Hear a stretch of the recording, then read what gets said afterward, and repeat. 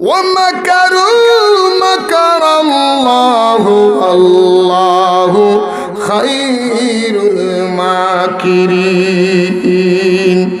বন্দা তুমি যত বড় সিটার, তুমি যত বড় মকরবাজ, তুমি যত বড় খারাপ মানুষ, তুমি যত বড় কৌশলবাজ, তুমি যত বড় ধোঁকাবাজ, তুমি যত বড় সিটার, তুমি যত বড় বাটপার, তার চাইতে বড় বাটপার, তার চাইতে বড় সিটার, তার চাইতে বড় কৌশলবাজ, তার চাইতে বড় ধোঁকাবাজ তোমার পিছনের মধ্যে আমি আল্লাহ ফিট করে রেখে দিয়েছি, তুমি বলতেও পারো না।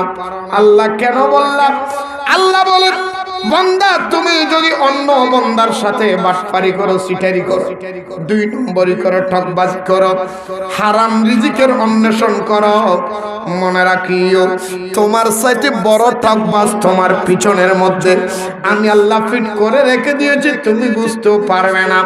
আমি যুগ বিয়োগ দিয়ে একটা জিনিস খুঁজে পাইলাম, আজকে সংসারে অশান্তি হওয়ার কারণ হলো স্বামী স্ত্রীর মুখের মধ্যে হালাল রিজিক দিতে পারে না, বাবা সন্তানের মুখের মধ্যে হালাল রিজিক দিতে পারে না, সন্তান বাবার মুখের মধ্যে হালাল রিজিক গুলি দিতে পারে না, ভাই ভাইয়ের সাথে সম্পর্ক ভালো রাখার জন্য হালাল ইনকাম খাওয়াইতে পারে না।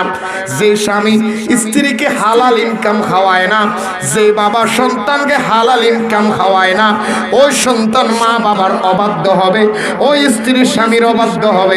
এইটাই জীবনের বাস্তব স্বাভাবিক কথা, ঠিক কিনা বলেন? আরেকজনের হক নষ্ট করে, অন্যকে মাফে কম দিয়ে ভেজাল করে, টাকা ইনকাম করে সন্তানের তুমি চাহিদা মিটাইবা। ভুল বললাম নাকি? ভুল বললাম নাকি? হায় হায় হুজুর, কারণ কি? সন্তানের মুখে হার দিয়েছেন সত্য, ওই হারটা তো হালাল নয়। অন্যকে মাফে কম দিয়েছেন, অন্যকে টকিয়েছেন, আরেকজনের বাড়িতে কামলা দিতে গেছেন, একদিনের কামারে 3 দিনের লম্বা করে দিলেন। রিক্সা ভাড়া 20 টাকা, নতুন প্যাসেঞ্জার, তার সাথে আপনি জোর জবরদস্তি করে 100 টাকা আদায় করে নিলেন। এই যে আপনি এই জোরপূর্বক বাবা আদায় করলেন, এই হারাম খাওয়ার টাকাগুলি আপনার সন্তানকে খাওয়ার কারণে সন্তানের শরীরে আপনি হারাম রক্ত প্রবেশ করে দিলেন, তাই সন্তান আপনার বাধ্য নয়।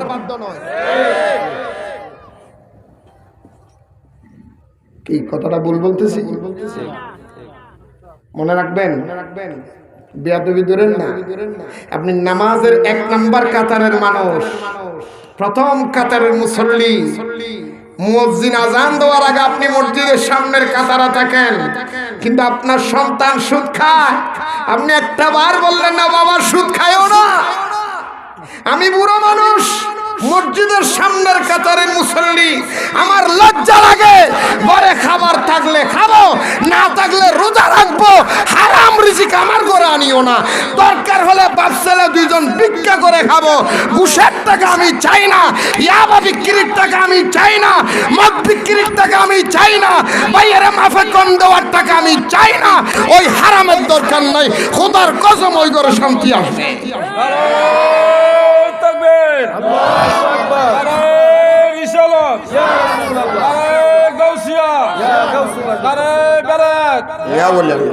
হযরত মাহমুদুল নূরে বাংলা হুজুর, হযরত সৈয়দ মাহমুদুল নূরে বাংলা।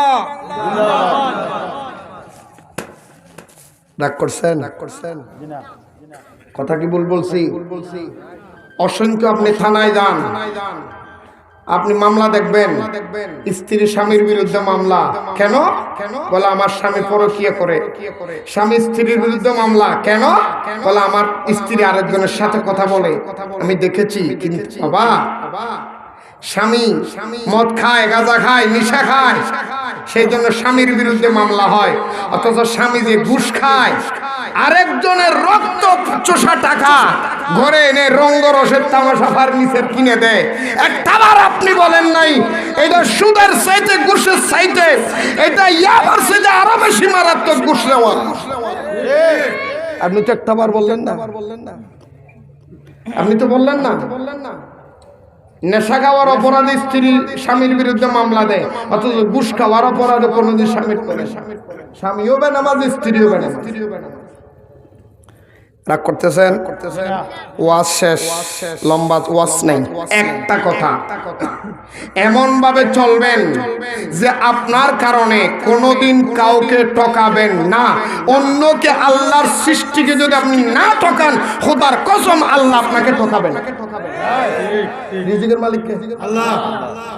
আমাদের হৃদয়ের মধ্যে এখন কইলে তো কই, হুজুর এটা কি কইতেছেন?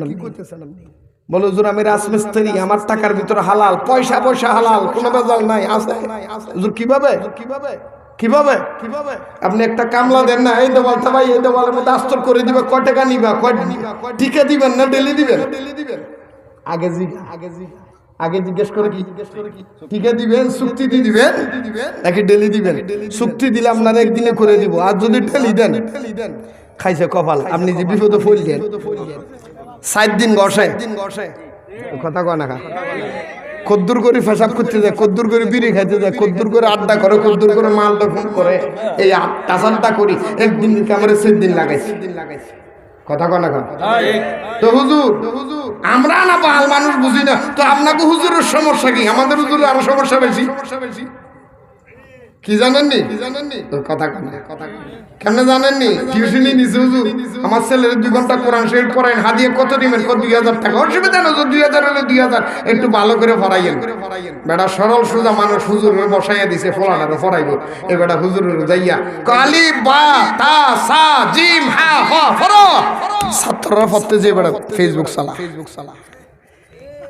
কথা কয় না খা? একদিন শিক্ষক কথা বলে 3 দিন যায় না, ইমাম সাহেব মানুষ, আমি এই বিপদ ওই বিপদ সেই বিপদ, মিথ্যা কথা বলে ফাঁকিবাজি করে। এই যে ফাঁকিবাজি করলেন, রব্বুল আলামিন দেখা নাই? কথা কয় না, দেখা নাই? আমার ঘরের মধ্যে হুজুর কাম, আমাদের ঘরের মধ্যে বিপদে পড়ছি, আপনারা 10 জন হুজুর আসি, একটু কোরআন খতমটা পড়ি যাইয়েন।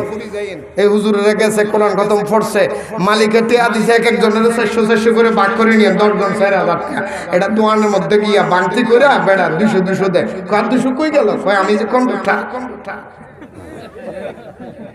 কেউ আপনাকে দিছে, এইগুলি আসেনি? ওই কথা কেন আসেনি? মোল্লা ফোলা কেমনে ভালো হইব? ফোলার যে আরেকজনের হক ঢুকাই দিলে শরীরের মধ্যে।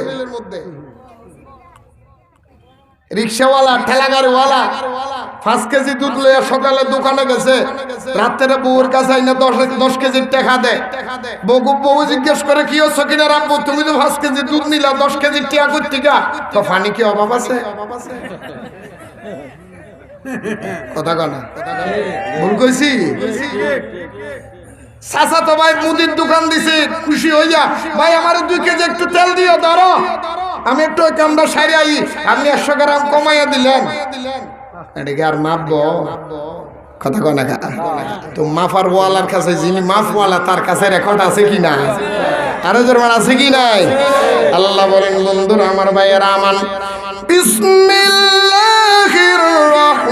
রহমানির রহিম, কিরামান কাতিবিনা ইয়ালামুনা মা তাফআলুন। আছে না নাই? আল্লাহ বলে, বান্দা সিসি ক্যামেরা যখন লাগিয়ে দেওয়া হয়, সিসি ক্যামেরার বয়ের মধ্যে তুমি চুরি করো না, বাটপারি করো না, জিনিস নড়াচড়া করো না।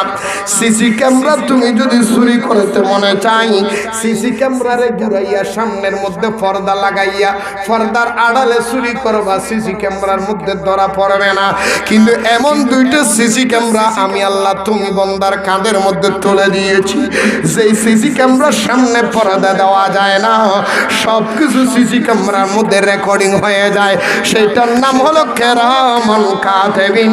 কিয়ামতের ময়দানে যখন তোমাকে আসামির কাঠগড়ায় দাঁড় করিয়ে দেওয়া হবে, আমি আল্লাহ যখন বিচারের চেয়ারে দাঁড়াবো, আমি আল্লাহ ডাক দিয়া বলবো, লিমানিল মুলকুল ইয়াউম, আজকের দিনের মালিক কে? কে আছো আমার সামনে দাঁড়িয়ে যাও। বান্দা সেই দিন তুমি মিথ্যা বলার কোনো রাস্তা নাই, ঠিক কিনা বলে?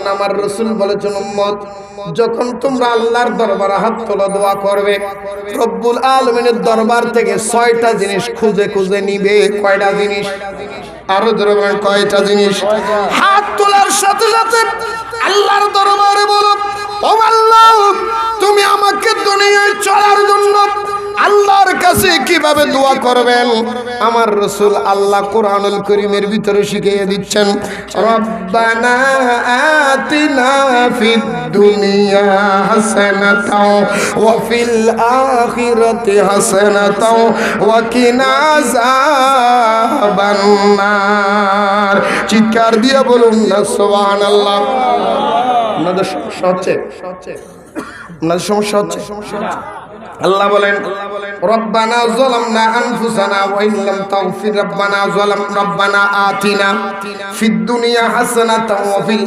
আখিরাতি হাসানা আল্লাহ রে তুমি আমাকে দুনিয়ার বালাই দান করো দুনিয়ার উত্তম জিনিস দান করার পর ওয়াল আখিরাতের উত্তম জিনিসগুলি আমাকে দান করিও এই দুনিয়ার উত্তম জিনিস তুমি আল্লাহর দরবারে খোঁজার জন্য বলে দুনিয়ার উত্তম জিনিসের ভিতরে বান্দা তোমার জন্য 6টা জিনিস হলো বেশি বেশি উত্তম বারবার আল্লাহর দরবারে চেয়ে চেয়ে চেয়ে চেয়ে নিবে খুঁজে খুঁজে নিবে যখন হাত তুলবে ফজরের পরে হাত তুলুন যোহরের পরে হাত তুলুন আসরের পরে হাত তুলুন মাগরিবের পরে হাত তুলুন ইশারের পরে হাত তুলুন তাহাজ্জুদের পরে হাত তুলুন যখন আমি আল্লাহর দরবারে বারবার বারবার হাত তুলবা আমি আল্লাহ তোমার হাত তোলানের পছন্দ করব মাফ করে দেব ঠিক কিনা বলেন এখন তো মুনাজাত করো বেদাত বলার লোক আমাদের সমাজে আছে না নাই ওই কথা কোন আসেনি যোহরের নামাজেরও স্বীকার করার মৌলবী আমাদের দেশে বের হয়ে গেছে কথা কয় না খা এই দিনে কিরে ভাই আরে লড়াচড়া করে না ঘটনা কি হ্যাঁ কি সমস্যা কি সমস্যা একবার যাই একবার আই একবার যাই একবার আই একবার আই বসেন যারা দাঁড়িয়ে আছেন বসেন না ভাই আল্লাহ না সবাই বসেন না না দরকার নাই দাঁড়াই এইটা হোক কিন্তু উল্টা বসা না করলে বসলে বসে উঠলে উঠে ফাটবার চলাফেরা করলে তো সমস্যা এটা একটু আদব আছে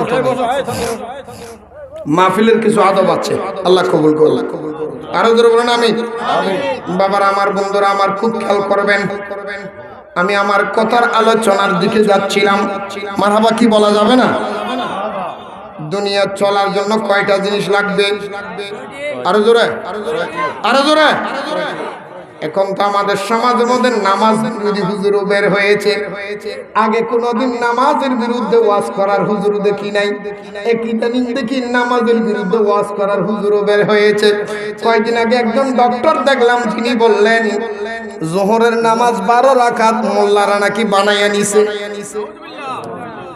আপনারা দেখছেন কথা কয় যোহরের নামাজ কয় রাকাত যোহরের নামাজ কয় রাকাত আরো জোরে এটা কি ইমাম সাহেব জিহাদি সাহেব বানাইয়া দিছে নাকি আমাদের দেশের কিছু ডক্টর বের হয়েছে বুয়া কি কি কি নামাজের বিরুদ্ধে ফতোয়া দেয় মাজারে আগুন দেয় তার মুখের মধ্যে প্রতিবাদ নাই নামাজের বিরুদ্ধে ফতোয়া দেয় মসজিদে জুতা মারামারি করে তার বিরুদ্ধে ফতোয়া নাই নামাজের বিরুদ্ধে ফতোয়া দেয় দরবারের গরু ছাগল চুরি করে নিয়ে যায় তার জন্য তার কোনো প্রতিবাদ নাই মোল্লার মুখের মধ্যে একটা বারো প্রতিবাদ নাই মোল্লার নামাজের বিরুদ্ধে ফতোয়া দাও দরবারে আগুন লাগাই মসজিদের মধ্যে কোরআন শরীফ পড়ায় তুমি প্রতিবাদ কেন করো না মোল্লার জবান থেকে উত্তর বের হয় আল্লাহর ঘরে যিনি আগুন দিয়েছে ওইটা তো বুয়া মৌলবীর বন্ধু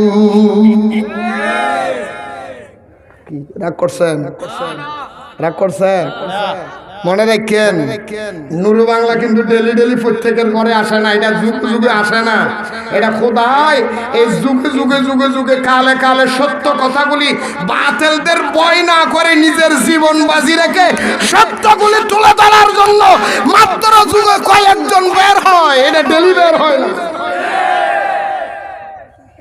সত্য কথাগুলি বলতে বুকের পাটা লাগে কথা বলে না কেন সত্য কথা বলতে কিসের ফাটা লাগে